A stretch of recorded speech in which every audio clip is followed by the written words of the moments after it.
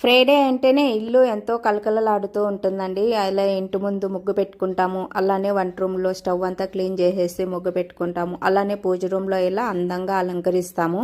దీపాలైతే ఏమి, పటాలైతేనేమి అని అందంగా అలంకరించి పూజ అయితే స్టార్ట్ చేస్తాము. అలానే ఆడవాళ్ళు కూడా ఆ రోజు నీట్గా రెడీ అవుతారండి. అదే శుక్రవారం అనుకుంటే స్పెషల్. ఈరోజు లక్ష్మీదేవి అమ్మవారు పుట్టినరోజు కదా, అందుకనేసి ఈరోజు నేనైతే కొద్దిగా స్పెషల్గా అంతా అలంకరించి పూజ అయితే చేసుకున్నాను.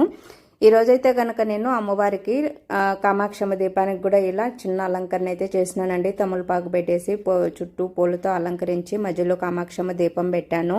అమ్మవారికి కూడా ఇలా చిన్న నేను లోటస్ దీపం చూపించాను కదా, దీపంలో పెట్టేసి అమ్మవారిని ఇలా ముత్యాల మాలతో అలంకరించి అమ్మవారికి ఒక చిన్న అలంకరణ చేసి ధూపంతో దీపం అలానే కర్పూరంతో హారతిచ్చి ఈరోజైతే సింపుల్గా నా పూజ అయితే ఇలా కంప్లీట్ చేసుకున్నానండి.